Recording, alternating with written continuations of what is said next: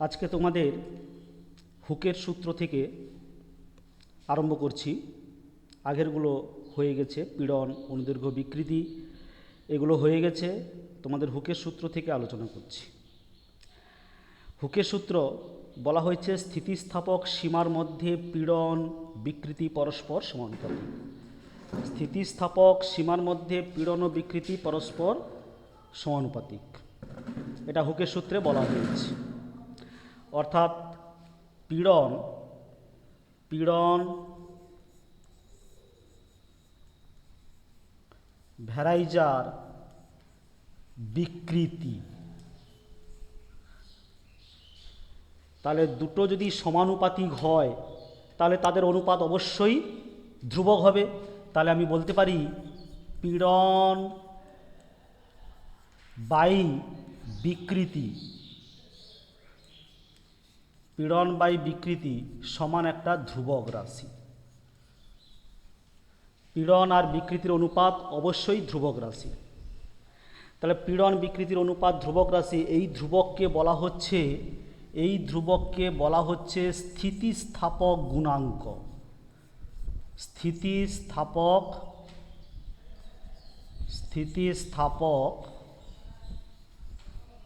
গুণাঙ্ক,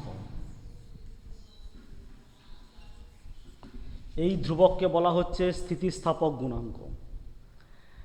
তাহলে প্রত্যেকটা পদার্থের স্থিতিস্থাপক গুণাঙ্ক আছে। এবারে তোমাদের স্থিতিস্থাপক গুণাঙ্ক আয়তনের ক্ষেত্রেও স্থিতিস্থাপক গুণাঙ্ক আছে। যদি আয়তন পীড়ন বা আয়তন বিকৃতি যদি অনুপাত করা হয় তাহলে সেটাকেও স্থিতিস্থাপক গুণাঙ্ক বলা হবে। যদি দৈর্ঘ্যের পীড়ন, অনুদৈর্ঘ্য পীড়ন বা অনুদৈর্ঘ্য বিকৃতি, সেটাকেও স্থিতিস্থাপক গুণাঙ্ক বলা হবে। কৃন্তন পীড়ন, কৃন্তন বিকৃতি মানে আকারের পরিবর্তন, ঠিক আছে, যদি অনুপাত করা হয়, কোনো বস্তুর উপর বল প্রযুক্ত করলে আকারের যে পরিবর্তন হয় তাকে কৃন্তন বিকৃতি বলা হচ্ছে। কৃন্তন পীড়ন, কৃন্তন বিকৃতি অনুপাতকে, সেটাকেও স্থিতিস্থাপক গুণাঙ্ক বলা হচ্ছে। তাহলে তোমাদের যেটা আলোচনা হবে, আলোচ্য বিষয় অনুদৈর্ঘ্য বিকৃতি এবং অনুদৈর্ঘ্য পীড়ন, অনুদৈর্ঘ্য বিকৃতির অনুপাত। কোনো কঠিন পদার্থকে দৈর্ঘ্য বরাবর যদি বল প্রযুক্ত করা হয়, কোনো কঠিন পদার্থকে দৈর্ঘ্য বরাবর যদি বল প্রযুক্ত করা হয় তাহলে তার মধ্যে যে পীড়ন সৃষ্টি হবে সেটা হচ্ছে অনুদৈর্ঘ্য পীড়ন, আর যে বিকৃতি হবে, দৈর্ঘ্য বরাবর যে বিকৃতি হবে সেটাকে বলা হচ্ছে অনুদৈর্ঘ্য বিকৃতি। তাহলে অনুদৈর্ঘ্য পীড়ন, অনুদৈর্ঘ্য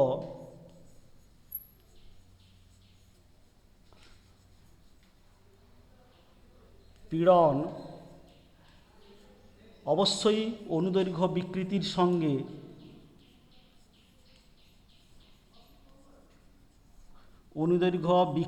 সঙ্গে সমানুপাতিক। যে কোনো পীড়ন যে কোনো বিকৃতির সঙ্গে সমানুপাতিক স্থিতিস্থাপক সীমার মধ্যে। তাই আমি বলতে পারি অনুদৈর্ঘ্য পীড়ন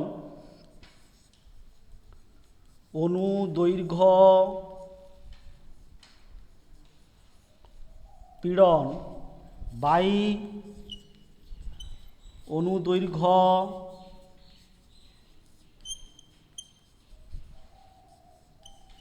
বিকৃতি সমান কি হবে? ধ্রুবক রাশি। তাহলে এই ধ্রুবক রাশি এক প্রকারের স্থিতিস্থাপক গুণাঙ্ক। সেই স্থিতিস্থাপক গুণাঙ্ককে বলা হবে ইয়ং গুণাঙ্ক।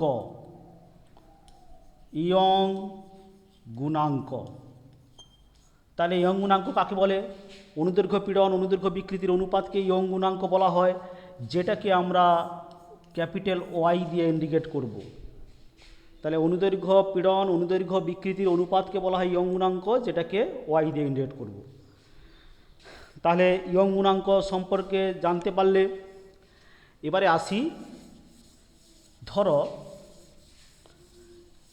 একটা বস্তু, একটা তার, যে কোনো পদার্থের তৈরি একটা তার,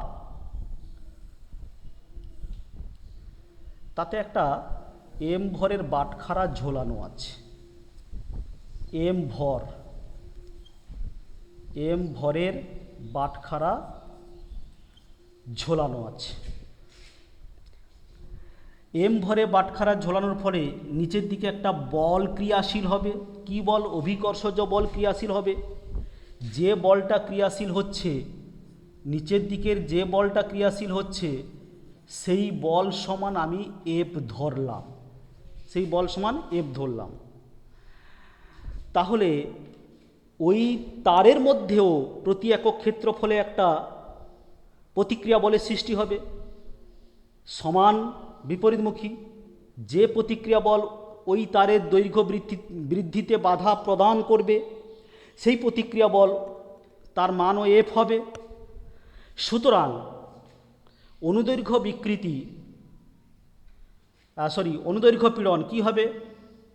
অনুদৈর্ঘ্য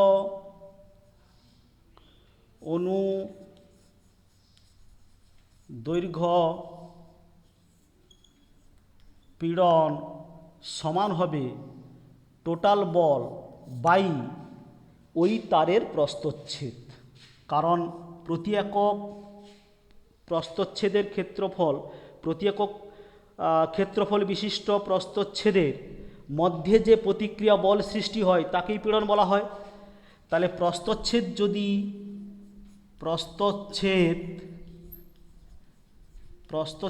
যদি আমি এ ধরি, তাহলে অনুদৈর্ঘ্য পীড়ন হবে এফ বাই এ, অনুদৈর্ঘ্য পীড়ন হবে এফ বাই এ। তাহলে নিশ্চয়ই বুঝতে পেরেছ, এটা হচ্ছে অনুদৈর্ঘ্য পীড়ন। প্রতিক্রিয়া বল, সৃষ্ট প্রতিক্রিয়া বল, আমি যে বলটা প্রযুক্ত করব ওই তারের মধ্যেও সেই প্রতিক্রিয়া বল সৃষ্টি হবে। তাহলে সেই প্রতিক্রিয়া বল বাই ওই তারের প্রস্থচ্ছেদ দিলে তার অনুপাত হবে অনুদৈর্ঘ্য পীড়ন। এবার অনুদৈর্ঘ্য বিকৃতি, ওই এফ বল প্রযুক্ত করার ফলে ধরি দৈর্ঘ্য বৃদ্ধি হলো এল। এফ বল প্রযুক্ত হওয়ার ফলে ধরি দৈর্ঘ্য বৃদ্ধি সমান স্মল এল। আর তারটির প্রাথমিক দৈর্ঘ্য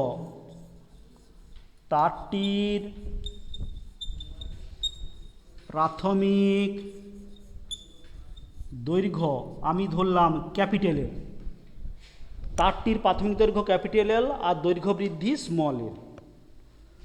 তাহলে আমরা কি জানি? প্রতি একক দৈর্ঘ্যে যে দৈর্ঘ্য বৃদ্ধি ঘটে, দৈর্ঘ্যের যে পরিবর্তন হয়, সেটাকে অনুদৈর্ঘ্য বিকৃতি বলা হয়। তাহলে আমি বলতে পারি অতএব অনুদৈর্ঘ্য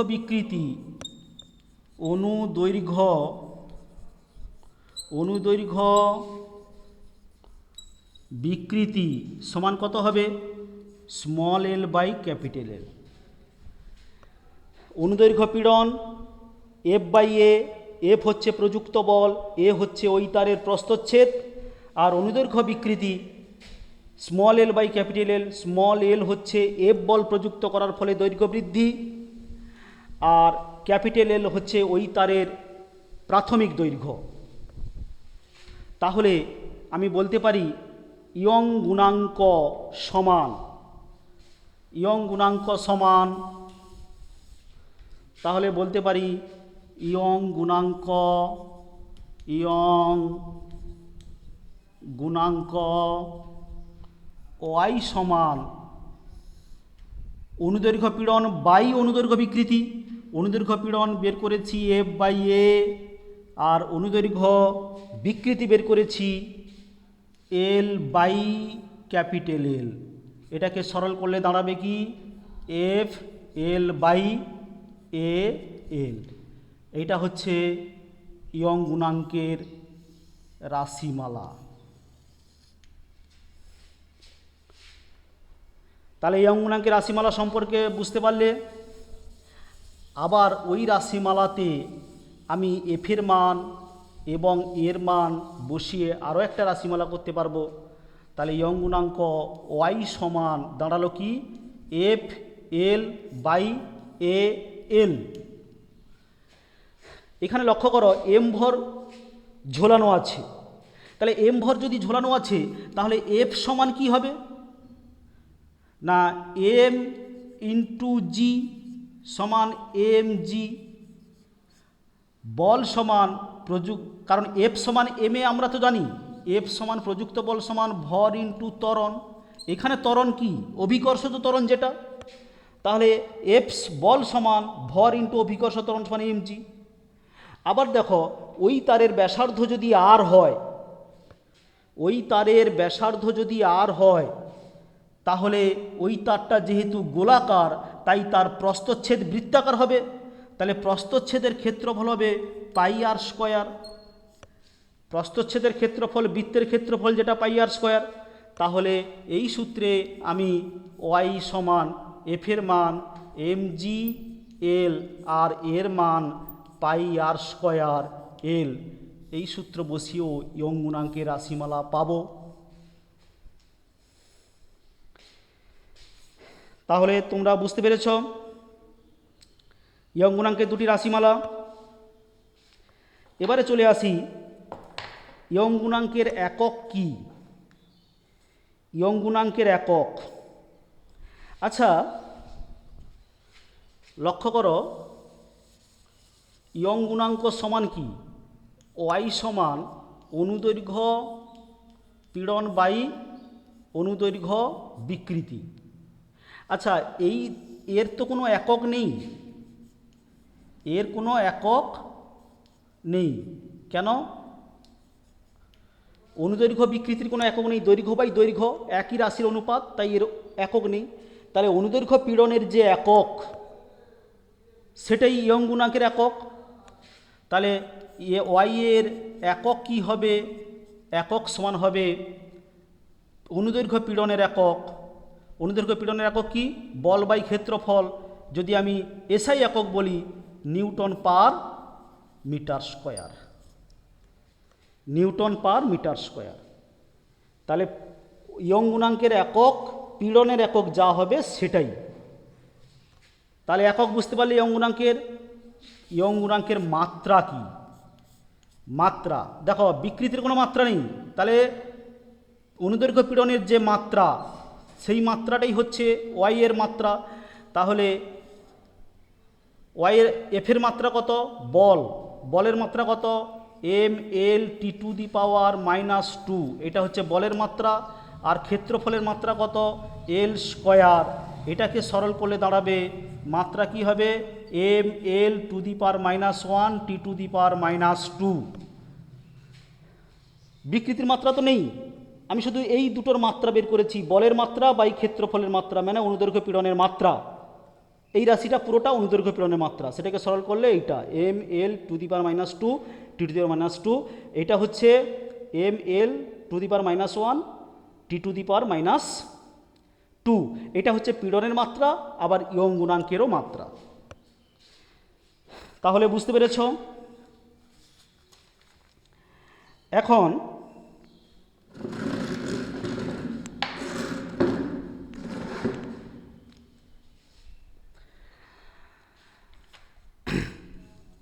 তোমাদের একটা প্রশ্ন পড়তে পারে, ইস্পাতের ইয়ং গুণাঙ্ক 20 গুণিতক 10 two the power 11 dine per semi square বলতে কি বোঝো।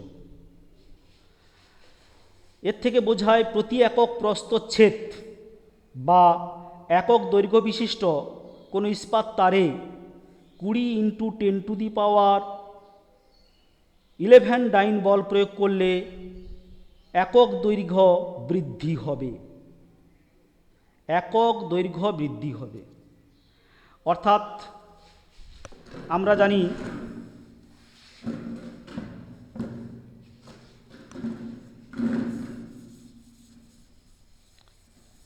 এখানে লক্ষ্য করো এল সমান যখন 1 হবে, ক্যাপিটাল এল সমান 1 হবে তখন, আর এ সমান যখন 1 হবে তখন ওয়াই সমান কত হবে এফ। তাহলে ইস্পাতের ইয়ং গুণাঙ্ক দেওয়া আছে কি বলেছিলাম 20 × 10 two the power 11, 20 sorry 20 into 10⁻11 এককটা কি বলেছিলাম, এককটা হচ্ছে ডাইন পার সেমি স্কোয়ার, এইটা বলেছিলাম। বলতে কি বোঝো না, প্রাথমিক দৈর্ঘ্য যদি 1 সেন্টিমিটার হয়, এল সমান 1, এলটা প্রাথমিক দৈর্ঘ্য যদি 1 সেন্টিমিটার হয়, তাহলে প্রতি একক প্রস্থচ্ছেদে এ সমান 1 ধরেছি, তাহলে প্রতি একক প্রস্থচ্ছেদে এত ডাইন বল প্রয়োগ করলে, কারণ ওয়াই সমান তো এফ বলা হয়েছে, তাহলে প্রতি একক প্রস্থচ্ছেদে 20 ইন্টু 10⁻11 ডাইন বল প্রয়োগ করলে দৈর্ঘ্য বৃদ্ধি হবে 1 সেন্টিমিটার। ঠিক আছে, তাহলে এই প্রশ্নটাও ইম্পর্টেন্ট, যে ইস্পাতের ইয়ং গুণাঙ্ক 20 ইন্টু 10⁻11 বলতে কি বোঝো। ওকে, আচ্ছা এবারে যেটা আসবো, স্প্রিংয়ের বল ধ্রুবক। একটা স্প্রিং এইরকমভাবে ঝোলানো আছে, স্প্রিংয়ের নিচে একটা ভারকে ঝোলানো আছে, অর্থাৎ স্প্রিংয়ের নিচের দিকে একটা বল প্রযুক্ত হচ্ছে। যত স্প্রিং নিচের দিকে বল বৃদ্ধি করানো হবে, তত স্প্রিংয়ের দৈর্ঘ্য বৃদ্ধি হবে। তাহলে বলতে পারি স্প্রিংয়ে প্রযুক্ত বল তার সঙ্গে স্প্রিংয়ের দৈর্ঘ্য বৃদ্ধি সমানুপাতিক সম্পর্কে থাকে। ধরো একটা স্প্রিংয়ের নিচে এফ বল প্রযুক্ত করা হলো,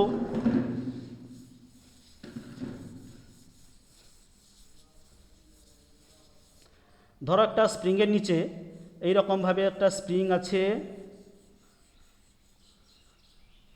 এর নিচে একটা ভারী বাটখারা ঝোলানো আছে, অর্থাৎ ভাটখারা ঝোলানোর ফলে এফ বল প্রযুক্ত করা হচ্ছে, এর ফলে স্প্রিংয়ের দৈর্ঘ্য বৃদ্ধি হলো, আগে যে দৈর্ঘ্য ছিল তার থেকে এক্স দৈর্ঘ্য বৃদ্ধি হলো, তাহলে আমি বলতে পারি এফ ভ্যারাইজার এক্স, বল বাড়লে দৈর্ঘ্য বৃদ্ধিও বাড়বে, অর্থাৎ স্প্রিংয়ের ক্ষেত্রে প্রযুক্ত বলের সঙ্গে স্প্রিংয়ের দৈর্ঘ্য বৃদ্ধি পরস্পর সমানুপাতিক, যদি বল বাড়াই দৈর্ঘ্য বৃদ্ধিও বাড়বে। তাহলে সমান করতে গেলে একটা ধ্রুবক আসবে, তাহলে কি দাঁড়াবে, এফ সমান কে ইন্টু এক্স, এফ সমান কে ইন্টু এক্স। এই কে কে বলা হয় স্প্রিংয়ের বল ধ্রুবক, কে কে বলা হয় স্প্রিংয়ের বল ধ্রুবক। তাহলে কে সমান কি দাঁড়ালো, কে সমান এফ বাই এক্স, কে সমান দাঁড়ালো এফ বাই এক্স। তাহলে এক্স সমান যখন 1 হবে, যখন এক্স সমান 1 হবে তখন কে সমান এফ, অর্থাৎ স্প্রিংয়ের একক দৈর্ঘ্য বৃদ্ধির জন্য যে বল প্রযুক্ত করা হয় তাকেই স্প্রিংয়ের বল ধ্রুবক বলা হয়। একক দৈর্ঘ্য বৃদ্ধির জন্য যে বল প্রযুক্ত করা হয় তাকেই বলা হয় স্প্রিংয়ের বল ধ্রুবক। তাহলে স্প্রিংয়ের বল ধ্রুবক কাকে বলে এটা লিখবি। তাহলে আজকে ভিডিওতে যেগুলো যেগুলো আলোচনা করলাম সেগুলো ভালো করে শুনবি, দিয়ে খাতায় নোট করবি, আমি খাতা সবার চেক করব, দেখব। ওকে, তাহলে আজকে এই পর্যন্ত।